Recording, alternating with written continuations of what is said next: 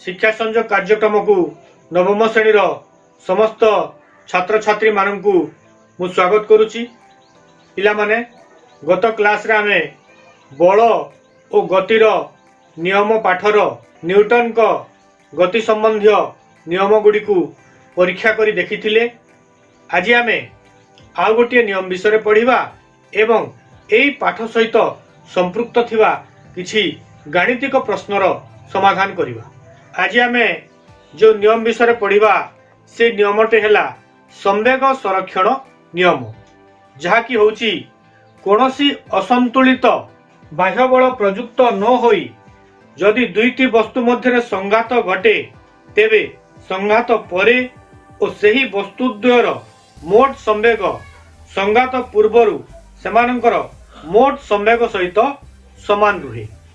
जदि नियमटी को आमे व्याख्या करिबा ताहले पाइबा गोटिए वस्तु समूह उपरे कोनोसी असंतुलित बाह्य बल प्रयोग न हेले सही वस्तु समूहर मोट संवेग अपरिवर्तित रहे।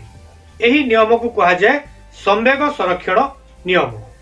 वर्तमान आमे एही नियम उपरे पर्यवेसित केतेक गाणितिक प्रश्नर समाधान करिबा। गोटे 2 किलोग्राम वस्तुर बंदूक फुटाइले ता मध्यरे थिबा 20 ग्राम वस्तुत्वर गुली बंदूकर मुहरु 150 मीटर पर सेकेंड परिवेगरे बाहरी भू समांतर दिगरे गति कला।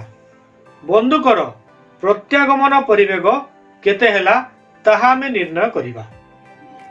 जेहेतु बंदूक एवं गुली उभय स्थिर अवस्था थिले तेणु सेमानंकर प्रारंभिक परिवेग उभयंकर शून्य हेबो। ताकू आमे लिखि पारिबा गुलीर प्रारंभिक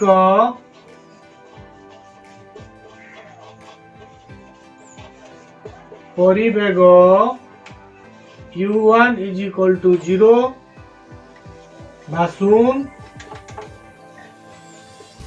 बंदूकर प्रारंभिक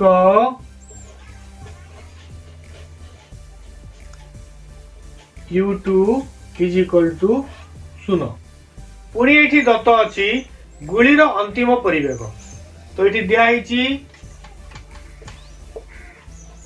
गुलीर अंतिम परिवेग जाकु कि आमे नेबा v1 जार परिमाण दिया हिची 150 मीटर पर सेकेंड।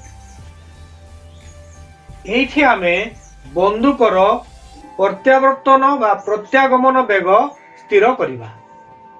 तो एठी आमे नेबा बंदूकर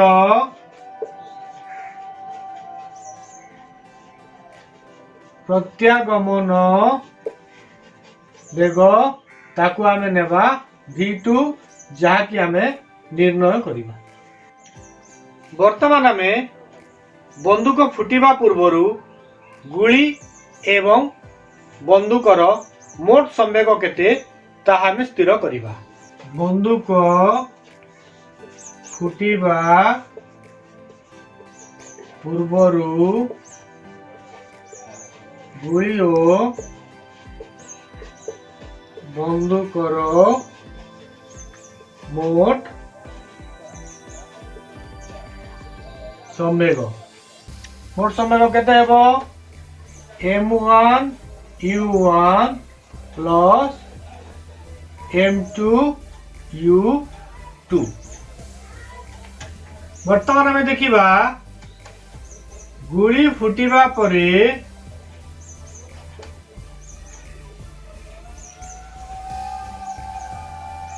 गुली ओ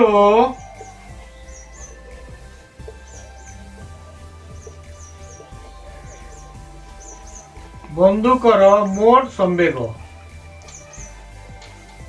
एटा हेबो जेतु वस्तुत्व समान सेई m1 v1 plus m2 v2। संवेग संरक्षण नियम अनुसार m1 u1 plus m2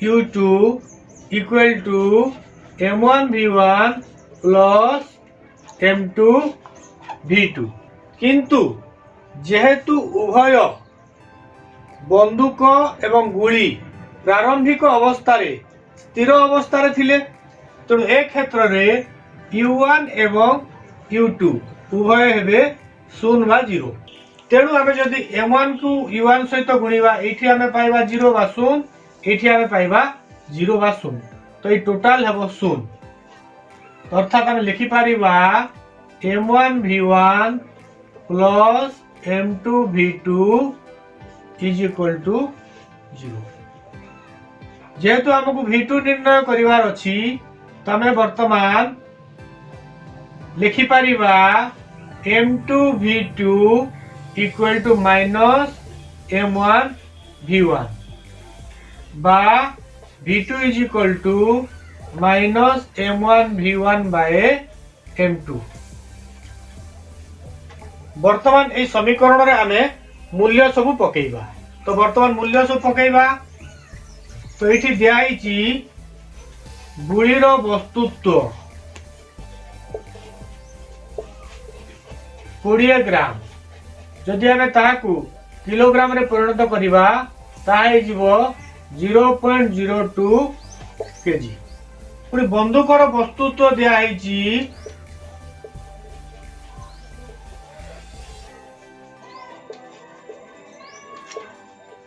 2 kilogram एवं गुलीर अंतिम परिवेग जाकू के आमे कहूचु v1 सेटा दत्त अछि 150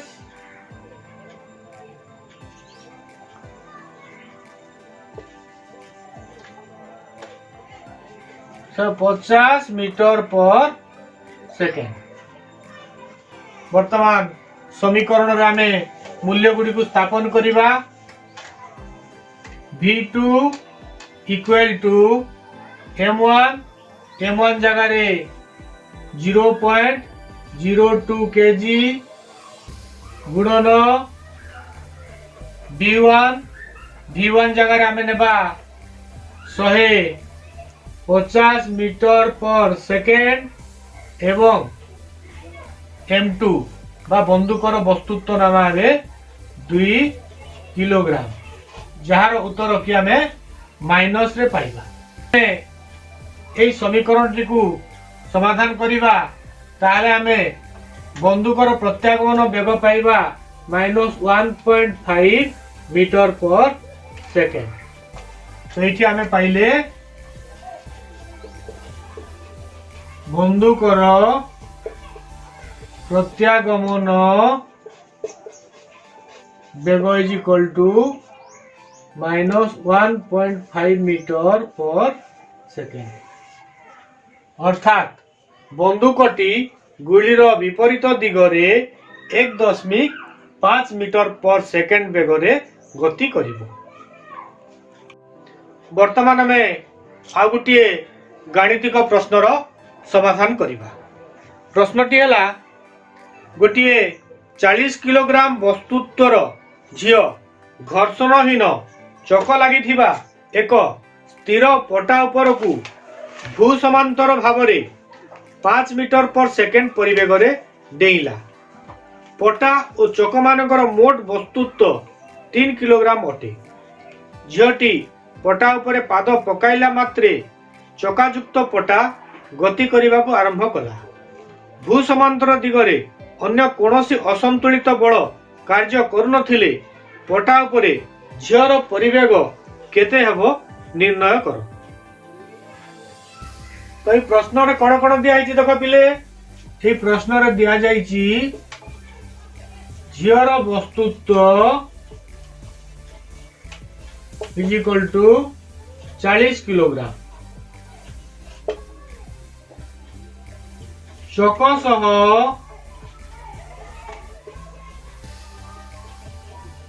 पटार वस्तुत्व 3 किलोग्राम। आउ कौन दिखाई झीर प्रारंभिक परिवेग दिखाई 5 मीटर पर सेकेंड।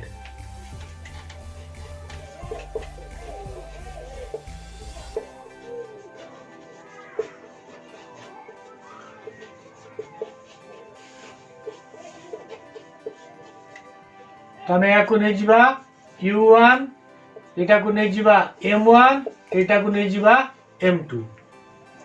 वर्तमान चक सह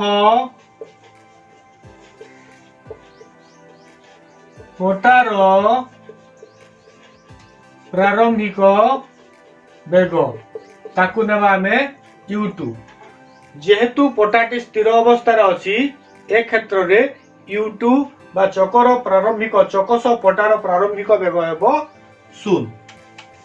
आमे जानिचे संवेग संरक्षण नियम अनुसार M1 U1 plus M2 U2 equal to M1 V1 plus M2 V2।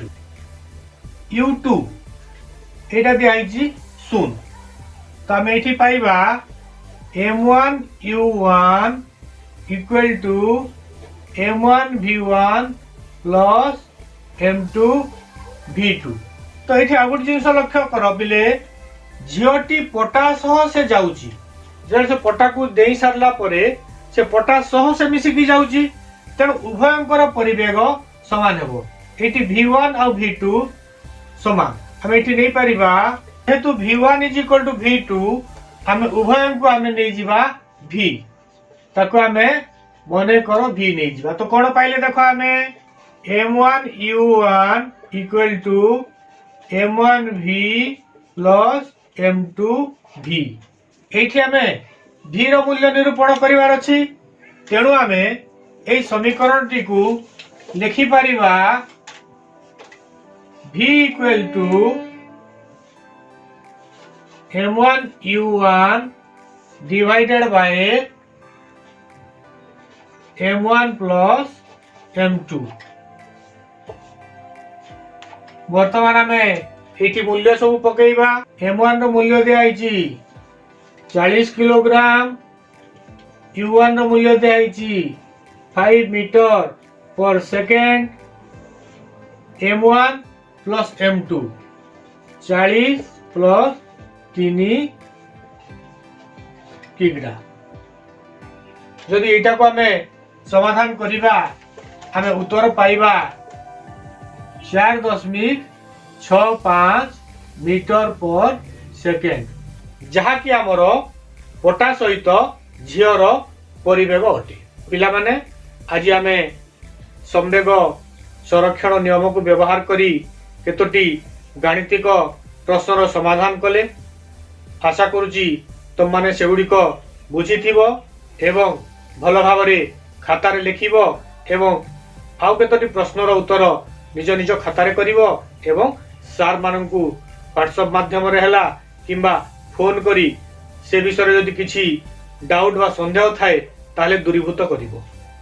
समस्तंकु पुणी थरे अशेष अशेष धन्यवाद।